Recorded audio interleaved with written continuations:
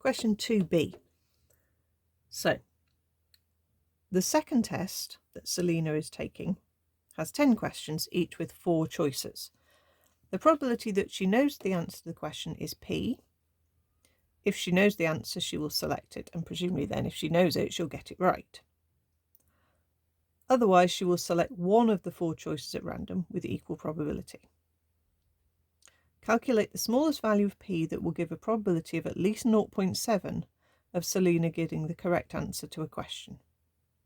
Okay, so this is deliberately confusing and you have to try and untangle all the information. So I would draw a tree diagram for this. So I would say that she either knows the answer or she doesn't know it. Know and doesn't know. And we'll label that P, and therefore the probability on this branch will then be 1 minus P. So if she knows it, she'll get it right anyway. So we're not going to have a know and then gets it wrong, because then she didn't know the answer.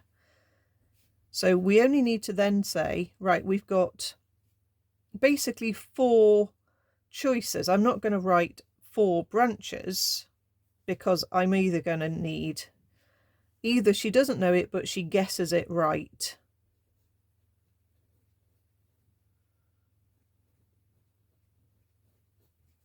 or she doesn't know it and she guesses it wrongly.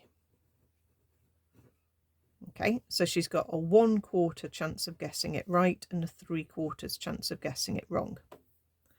So if she knows the answer, she'll get it right. If she doesn't know it but she guesses it correctly, she'll get it right. So the 2 asterisks are the routes where she will get this question right. We need that to be at least 0.7.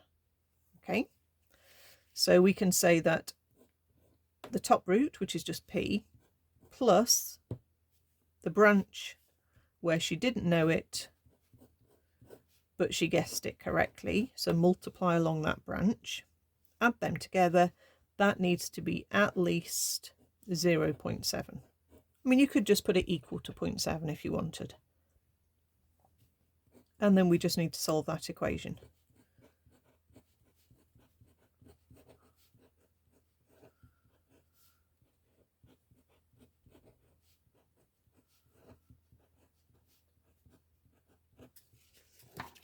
Okay, so just do that subtraction. It gives me 9/20. 3/4 P has to be at least 9/20, so you can work with decimals. Divide that by 3/4 and you get P has to be at least 0.6. Okay, that's the first question.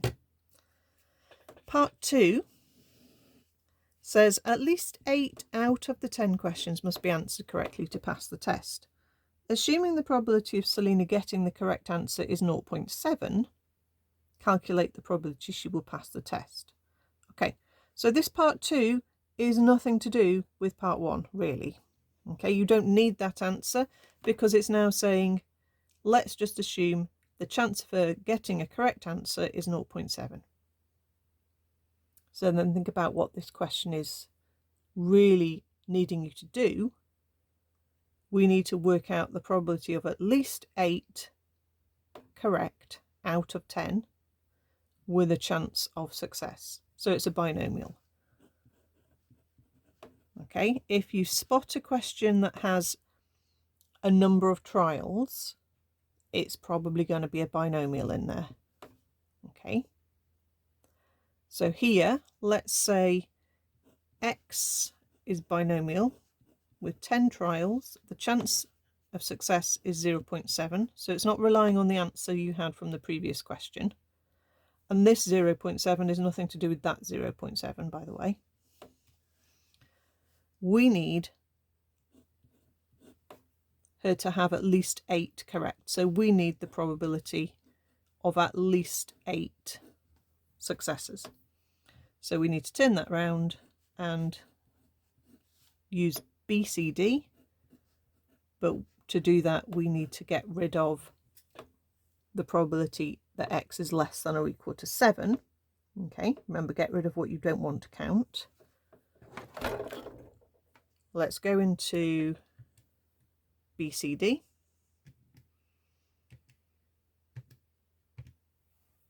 And put in 7, 10 and 0.7.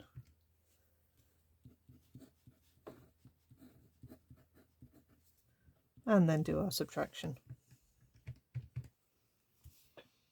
0.3828. Again, don't over round that. If you wrote something like 0.38, that's too rounded and you wouldn't get the mark.